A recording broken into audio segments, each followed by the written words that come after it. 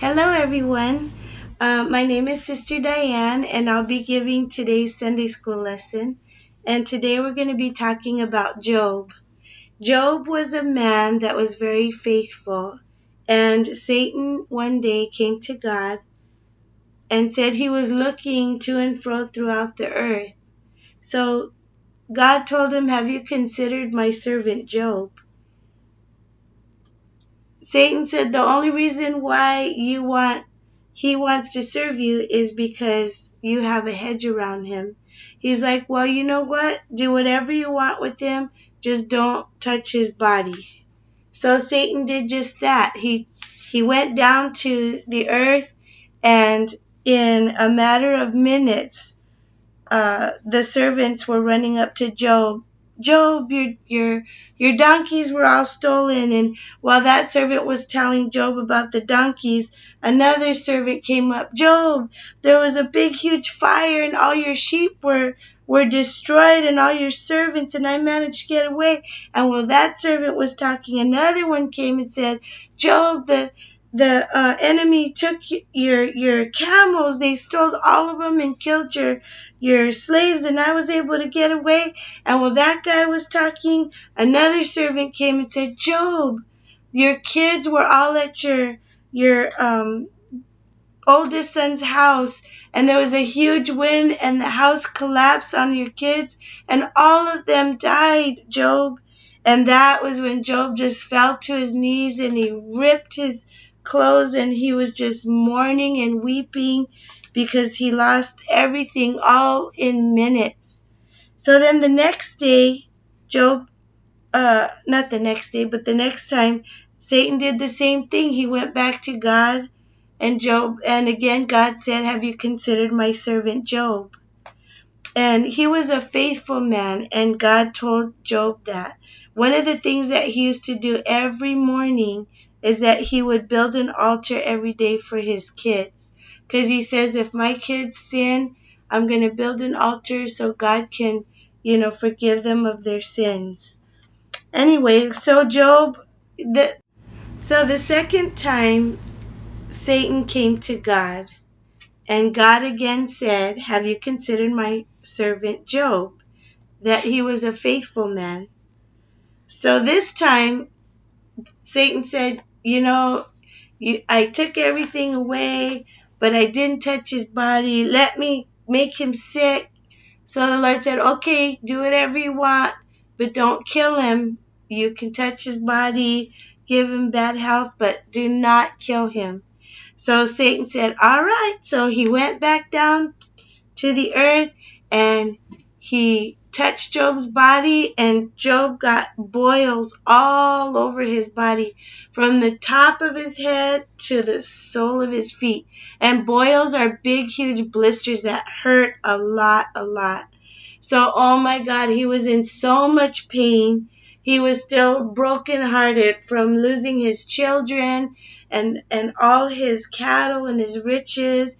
And even his wife said, "Job, why don't you just curse God and die?" And Job said, "You know what? You're a foolish woman. You speak as a foolish woman."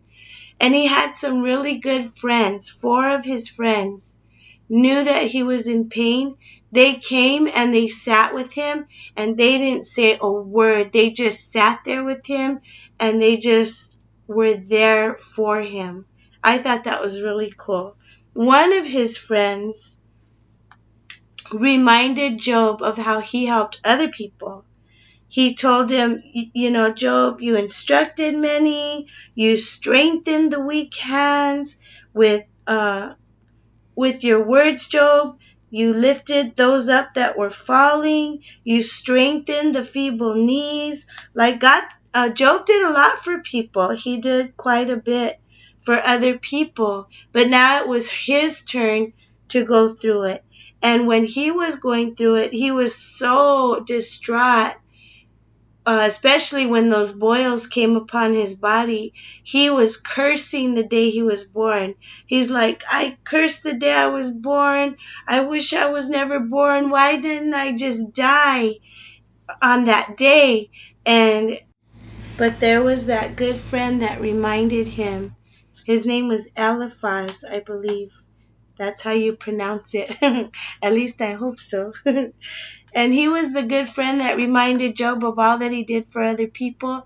And he said, you have to encourage yourself the same way. So Job sought the Lord. He thought he had things figured out, and God was telling him, did you make the clouds and did you make the sky? Do you know how the earth was formed? And Job had to humble himself and realize, I don't know everything there is to know about you, God. But the thing about what Job went through, he got to know the Lord on a deeper level. And at the end of it all, once the boils were gone, the Job had said something that was very profound, and it's been with me, it's stuck with me when I read it years ago. And it is Job 42:5. It says, I have heard of thee by the hearing of the ear, but now mine eye seeth thee. So everything that Job went through, it gave him like a clarity. Sister Rachel always says that, clarity of mind. I think it cleared his vision so that he can see God and not just hear about God, but see God in a deeper level. How many of us have been through some things, as young as you guys are, you've been through some things, but you know what? You can use those things to find God in a deeper level and to see him more clearly. So let's learn from Job that everything he went through, he never cursed God, and he proved God right, and he proved Satan wrong. And that's what we have to do in our lives. No matter what we go through, we need to prove God right. That maybe one day God is going to say, have you considered my servant Gabriel? Or have you considered my servant Sophia? Have you considered my servant, Matthew? He might say that to one of you guys out there, and you're going to have to prove yourself to the Lord that you're going to remain faithful, that you're going to stay in this fight with God, and you will honor God by that. He'll be so proud of you guys if you do that. So anyway, that's my Bible study for today, and I hope you guys enjoyed it. Of course, hopefully you'll give me a thumbs up for a like and subscribe to our channel, and click on the little bell so you can get notifications. So every time we post another video, you'll get notified on your cell phones or your iPads or whatever you got. So anyway, have a good week and God bless you.